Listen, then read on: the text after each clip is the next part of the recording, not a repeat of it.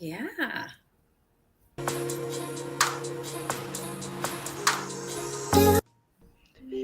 Hey everyone, it's Niki Shelton, and I am keeping it real, and I'm with Kerri Selby today. Kerri, how are you doing today? I'm doing good. We were just talking about this wonderful weather here.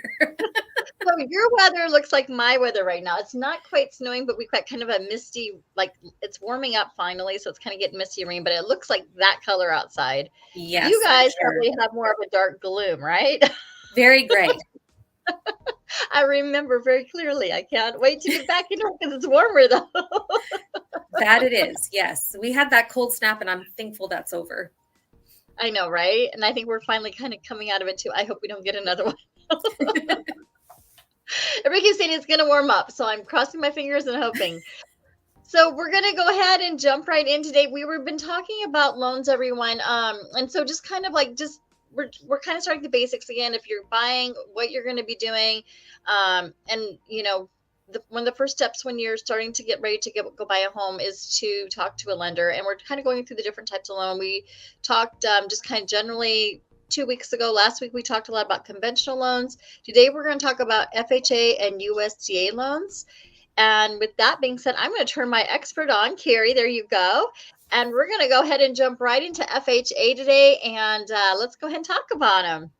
Let's see what we got. Awesome. Good stuff from that. Yes. So, FHA has been a great program introduced. It is a government-backed program, Federal Housing Administration. So that right there is super helpful that it's backed up by the government. And this is only for first-time homebuyers, right? Incorrect. I knew that. I was just making sure. It has to be a primary residence. That's the caveat to it, but it is no longer a first-time home buyers. And even down payment assistance that can go along with these programs are not only for first-time home buyers anymore. People, they're just trying to get people into homes. So it is one of the lowest down payments, though, at 3.5%. So for conventional, if you were to use a 3%, I don't know that we covered this, but if you use the 3% down, that is specific to first-time home buyers. Okay. So the FHA 3.5% down, we are constrained by the median home prices in the area that we live in. So we have that overall conforming loan limit of $766,550, but each area has a different loan limit. So right. So if I was in like Pierce County, for instance, my loan limit would probably be a little bit higher than Kitsap, right? Correct. So okay. they're And if I was in Mason County, it might be a little bit less. Exactly. And when you go over to King County, yeah, you get the gist of it. That the more expensive the area, of course, they're going to increase the ceiling on that because people won't be able to get a house otherwise. Right. So we definitely have to look at that before we do anything at all. So credit score requirements are pretty standard. Some places go as low as 580. We like to keep the standard to at least 600, but in the past, it's always been a 620 or higher. So it's dropped a little bit then from what you're telling me, because I always remember 620. So you're saying it's down even as low as 600 now? Yes. Some places go as low as 580, but not here at Fairway. We don't do that. So qualifying ratios, here's the deal. It used to cut off at 50% of your gross income. It's no longer like that. We run an automated underwriting system, and if your housing ratio plus your fixed expenses, which is called your back end ratio, is higher than 50%, you could get what we call approve eligible findings, meaning it's a go. Okay. So I don't really like to push those limits. I think that it stretches the wallet a little too far, but some people opt to go that high.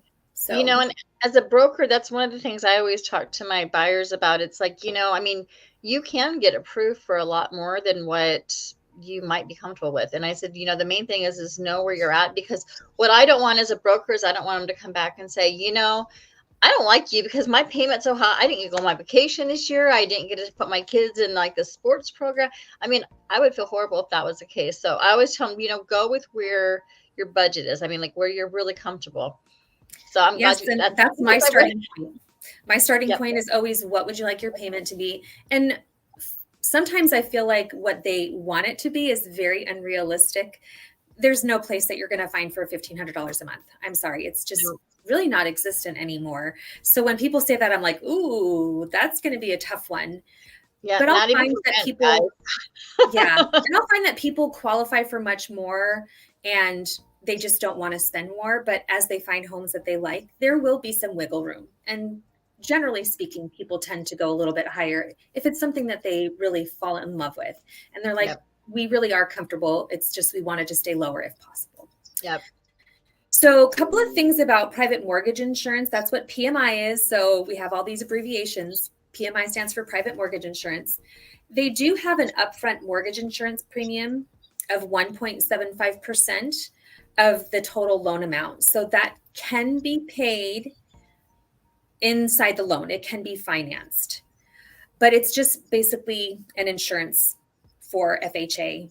They also have a monthly private mortgage insurance fee. The thing that's different about FHA than a conventional loan is they have what's called life of the loan mortgage insurance. It never drops off. Where on a conventional, once you hit 80%, you can automatically drop that private mortgage insurance off.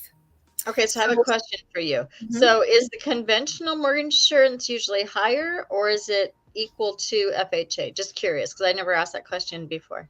Do you know? That's changed. It used to be that conventional loans were lower, but now Okay. FHA loans are lower. So Oh, I tell people, for right now, the way that things are in our market, I'm going to give you a scenario based on both types because you don't have to stay in the loan forever. It's a great starting point. If it's going to get to you to where you want to be right now, we can start out with an FHA loan and then revisit down the road doing a conventional loan. So really, it's just what's going to fit best for you. It's, right. you don't want to stay in an FHA forever. No. And As far then as the I'm rates go up concerned. and Why down, pay so extra? you're always trying to refinance or do something. So yes, it's just a moment in time. So when you go shopping, I mean, looking for a home, it really is a moment in time, and it's not usually your forever home that you're shopping for. It's a stepping stone to get to the next place or to do something else. So same thing with loans. Exactly. Okay. So seller concessions, this is something you probably have more insight on, but it's essentially the seller giving you a portion of what they're going to make from the sale of their home in order to help you either get the rate lower or to help cover closing costs.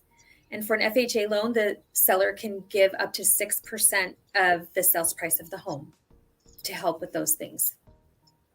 So do you know if that's going to count the buyer broker commissions at this point, or do they not? Because I know VA definitely does not. It will not. Okay. Mm-hmm. That's good to know. No. Okay. Unfortunately. And we'll talk more about that coming up, but the sellers, with that change and stuff like that, the sellers, they have a lot more control as far as that, and closing costs, and there's all kinds of things you can do, and we're going to go into more detail about that, but I was just curious. Continue on. Sorry. Well, to me, it just seems a little redundant. If you're going to give, the seller's going to have to wind up paying for those closing costs, right? So if you're going to give a seller or a buyer, 6%, they're going to have to give 3% of that to their agent. So why not just give your buyer 3% and then cover the 3% for the buyer's agent? It just, to me, it comes out in the wash. That's my logical thinking. And you won't be able to, closing costs are generally not going to be 6% of the sales price of the home. No. You cannot get money back at closing from the seller. So if you were to have excess funds, it's just going to go right back to the seller. So it's not like you're going to get money in your pocket if they give you more, for your closing costs, and you are not using it for your rate buy down as well. So if I'm given a 6% seller credit, I'm going to look at the best way to use all of those funds for your benefit. Perfect. Okay. So for gift funds, all types are acceptable. So what that means is if you are in a situation where you find your dream home, but you find that you're short closing costs or you want more money towards your down payment, A family member can give you funds in the form of a gift. It is not allowed to be on a repayment plan. It has to truly be a gift where the funds are given to you with no expectation of repayment. And we have to source where those funds are coming from. We send out a gift letter that's all conducive to the company that a specific lender would be working for. And those funds can also just be wired right into escrow at closing to make things easy.